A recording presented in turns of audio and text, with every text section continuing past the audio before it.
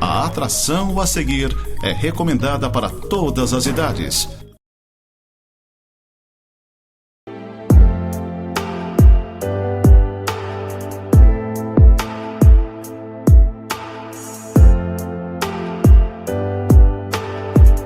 Olá, gente querida, que a graça do Senhor Jesus esteja com vocês, em meio à sua casa, em meio à sua família.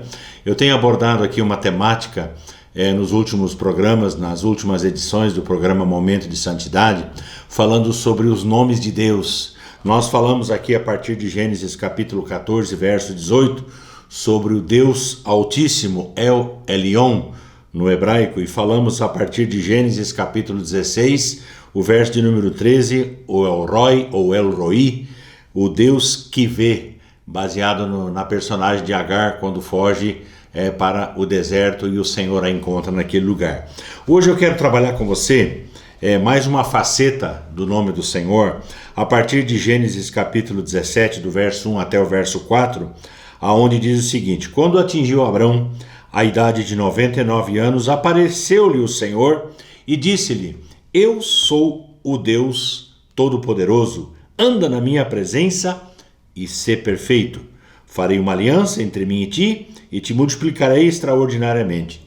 Prostrou-se Abraão, rosto em terra, e Deus lhe falou: quanto a mim, será contigo a minha aliança, serás pai de numerosas nações. Esses 4 versículos de Gênesis capítulo 17 por hora.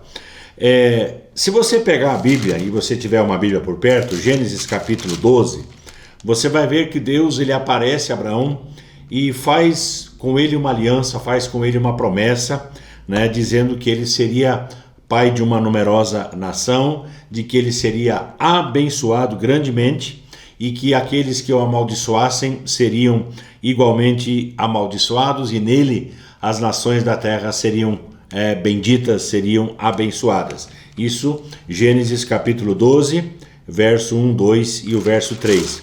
Depois, no capítulo 15, do verso 1 até o verso 6, e esse texto eu já mencionei aqui na edição passada, o Senhor lhe aparece mais uma vez e reitera a promessa que havia feito originalmente. E quando ele faz a promessa, o verso 6 diz que ele creu no Senhor. E isso lhe foi imputado para justiça. Ele creu no Senhor. E por isso Abraão é tido como o pai da fé. Porque num momento de incertezas, num momento de uma promessa gigantesca, esse homem teve que arrancar, apesar de todas as coisas serem contrárias a ele, ele teve que arrancar dentro de si uma fé enorme, uma fé que fosse além daquilo que ele pudesse imaginar, que é a forma como nós devemos viver.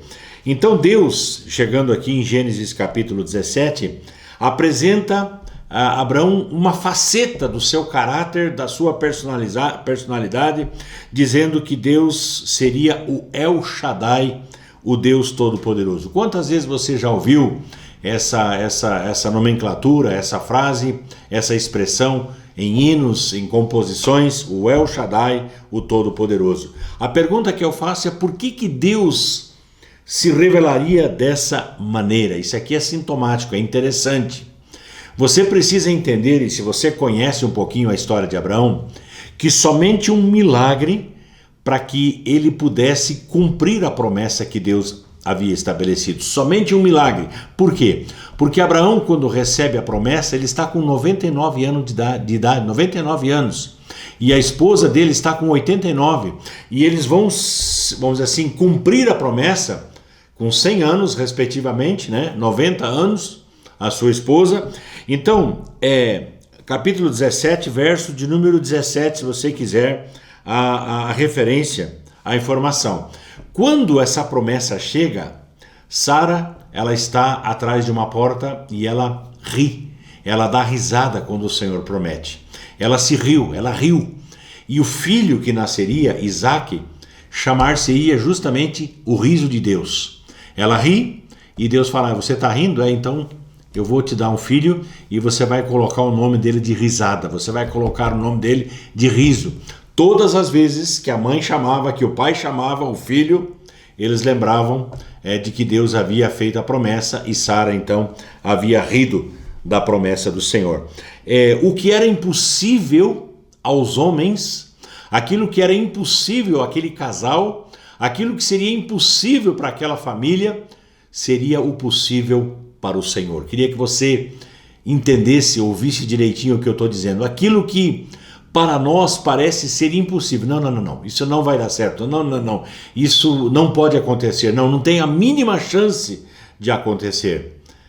É justamente aí que Deus entra com a sua provisão. Ele trabalha nas nossas incapacidades. Ele trabalha justamente quando nós não conseguimos conceber ou sequer imaginar a grandeza e a grandiosidade de tudo aquilo que Ele intenta fazer.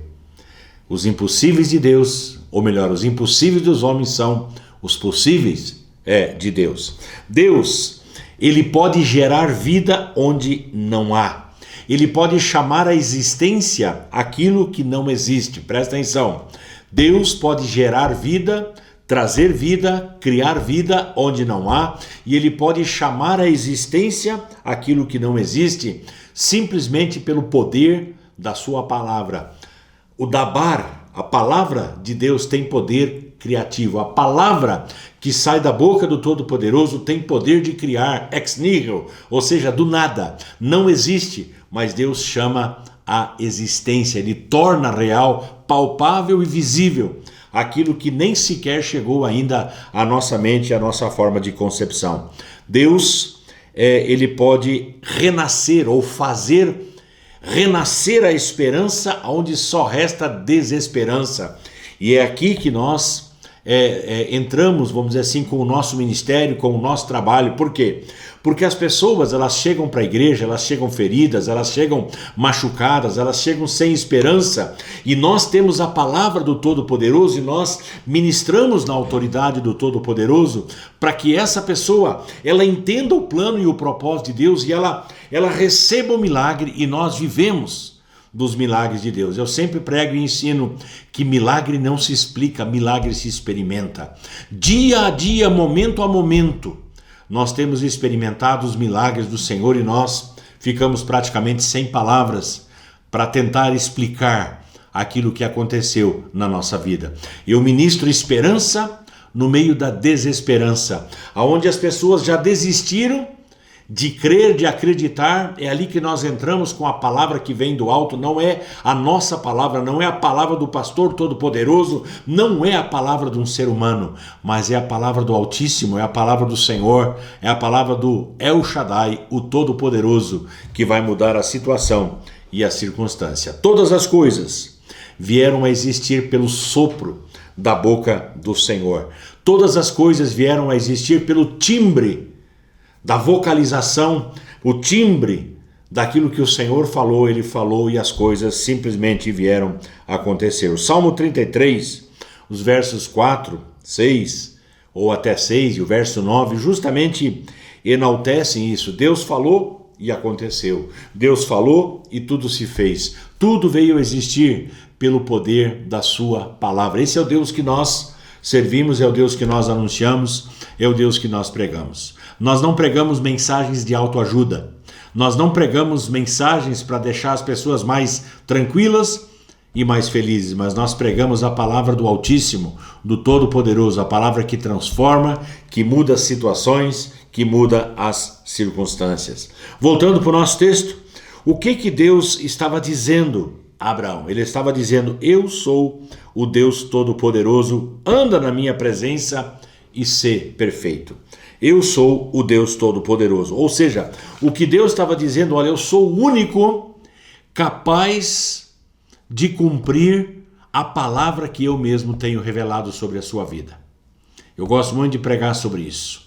Eu gosto muito de falar sobre isso, porque o exemplo de Abraão é o exemplo que nos chama à fé.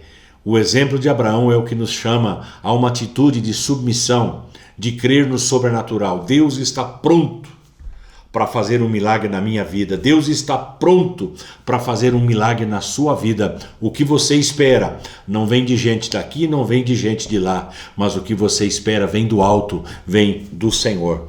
O Deus Todo-Poderoso, como eu disse, Ele é sobre os nossos impossíveis. A pergunta que eu te faço é: O que é que você está precisando neste exato momento? O que você espera da parte do Senhor que Ele faça sobrenaturalmente na sua vida, na sua família, na sua casa, no seu trabalho, enfim. O que você espera da parte do Senhor? Qual é o seu anseio? Qual é a sua expectativa?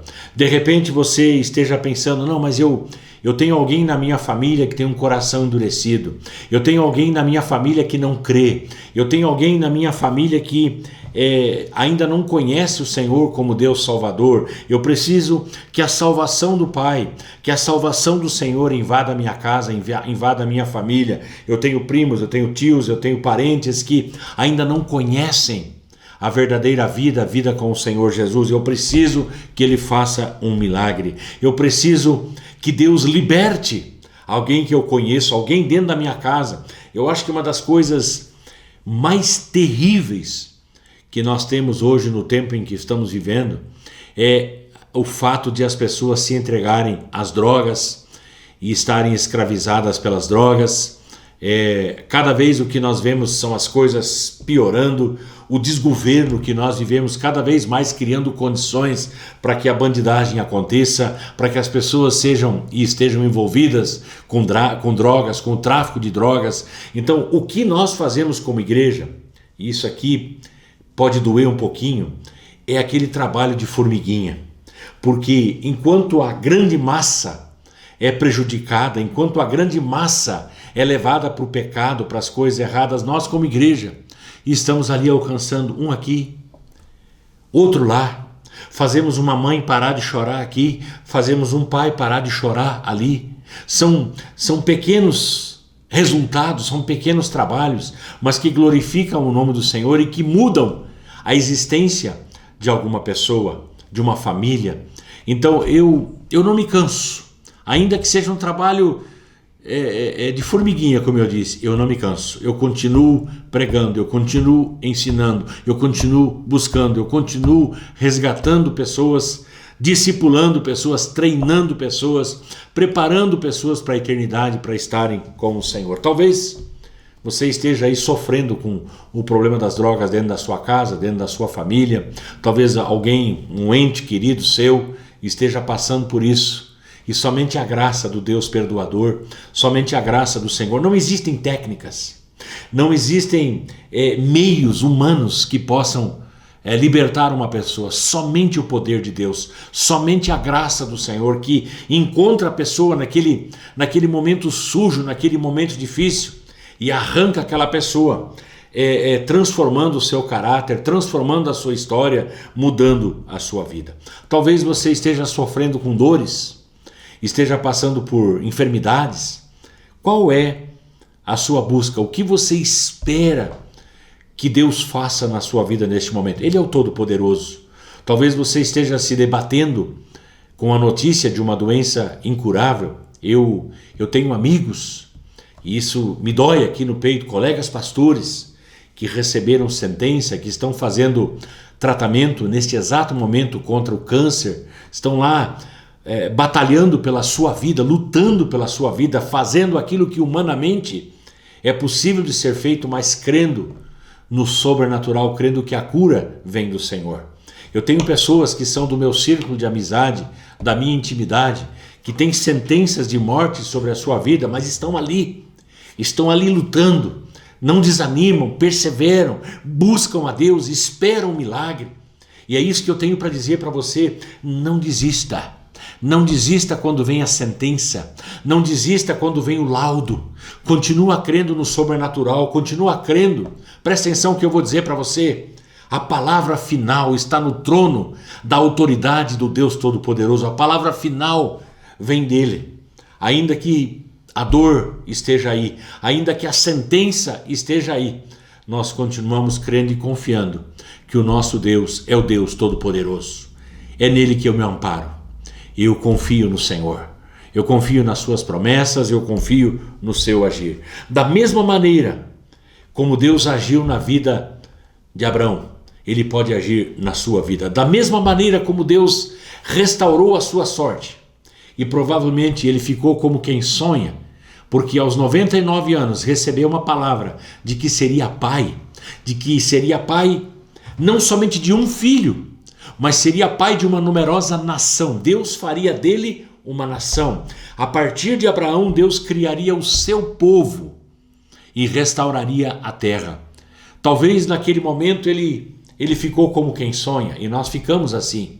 Quando nós recebemos uma palavra da parte do nosso Deus, da parte do nosso Pai, nós ficamos como quem sonha. A nossa boca, ela se enche de riso, os nossos lábios, do gozo do Senhor.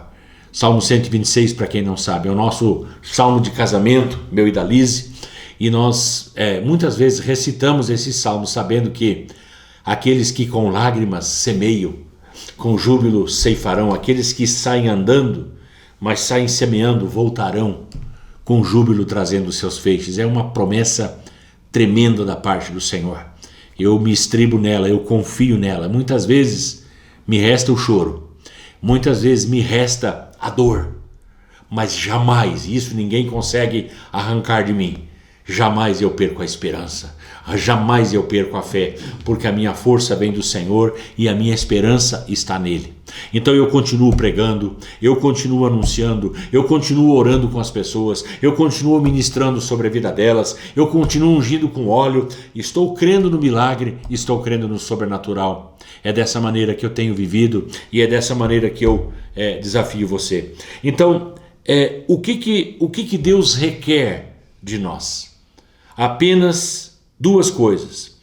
A revelação desse nome requer uma aliança. E essa aliança, segundo o texto que eu li, ela passa por andar na presença do Senhor. E isso significa relacionamento. Eu sou o Deus Todo-Poderoso. Gênesis 17, verso 1. Anda na minha presença e ser perfeito. Andar na presença do Senhor. Deus não é um Deus estranho. Deus não é um Deus distante, aquele Deus que está somente no seu lugar solene. Mas a Bíblia diz que ele habita com o triste e com o abatido de coração. Então Deus é um Deus de relacionamento, Deus é um Deus de proximidade. E foi isso que ele revelou ao seu servo Abraão. O que Deus requer de nós? Ele requer de mim que eu tenha uma vida de relacionamento, de intimidade com ele. O que Deus requer de você? Que você tenha essa vida de relacionamento e de intimidade com ele.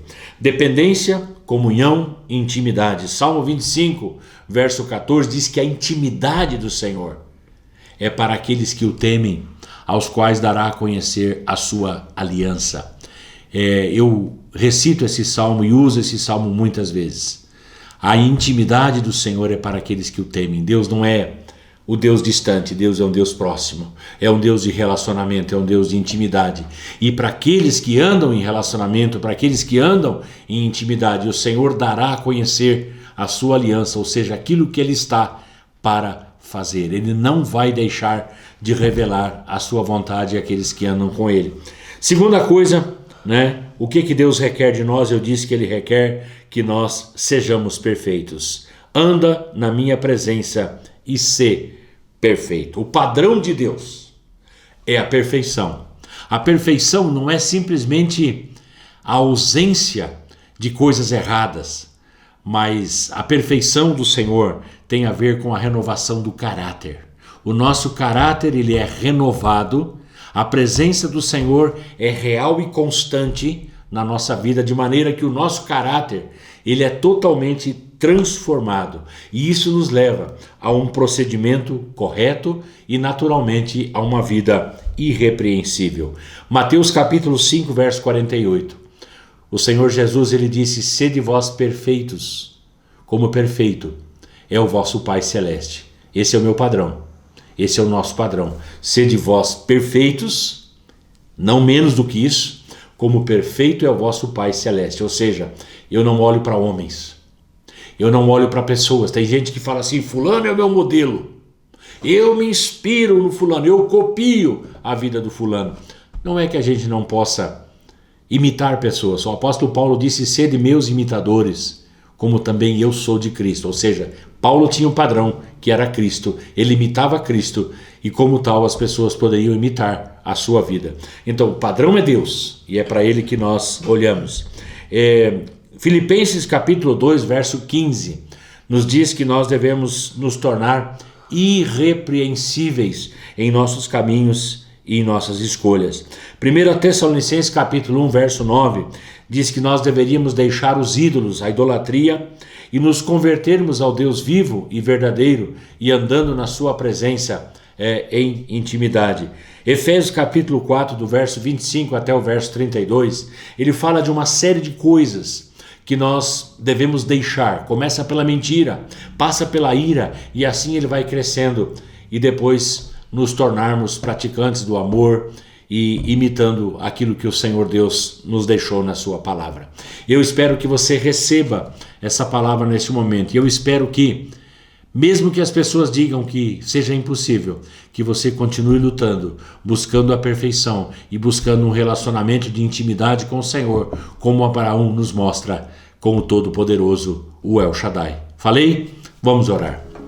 Pai, em nome de Jesus, muito obrigado pela Tua palavra. A Tua palavra é lâmpada para os nossos pés, é luz para os nossos caminhos. A Tua palavra, ela nos mostra quem é o Senhor e como nós devemos nos relacionar com o Senhor. Vários nomes que nós temos estudado aqui, e hoje, mais uma vez meditando na Tua palavra, nós aprendemos que Tu és o Deus Todo-Poderoso, ou seja, tudo está nas Tuas mãos, tudo vem de Ti, tudo é possível para o Senhor. No meio dos impossíveis dos homens, o Senhor tem a palavra final, e por isso nós Te exaltamos e Te glorificamos. Abençoa aqueles que me ouvem, aqueles que me assistem, abençoa essa casa, abençoa essa família. Em nome do Senhor Jesus oramos e agradecemos. Amém e amém. Gente amada, gente querida, fiquem todos debaixo da bênção do Deus Todo-Poderoso.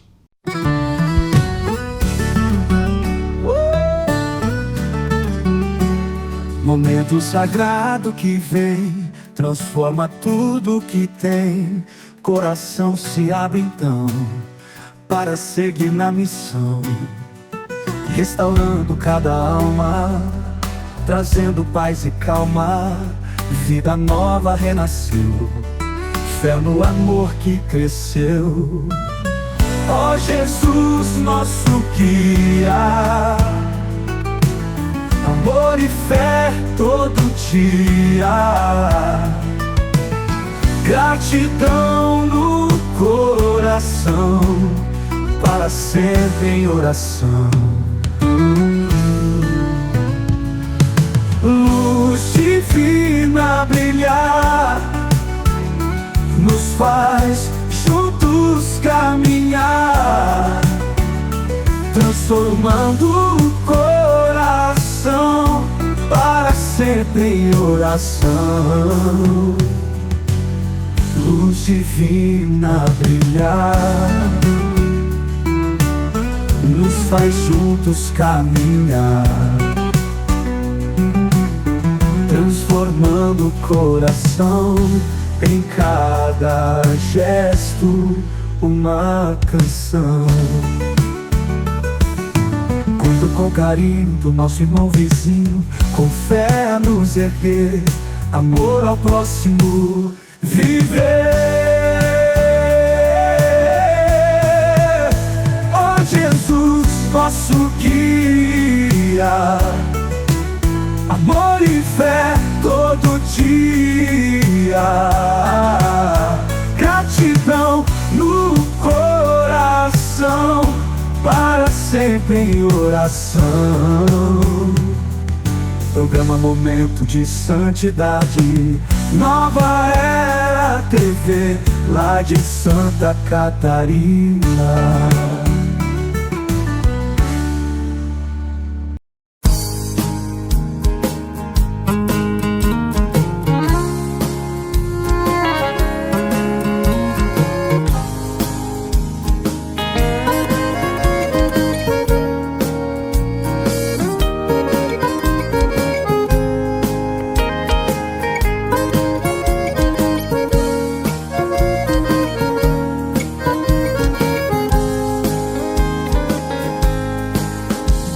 Existem milhares de histórias de amor que se contam. Nenhuma, porém, é maior do que a história que eu sei. Histórias da mãe que morreu pra salvar o filho,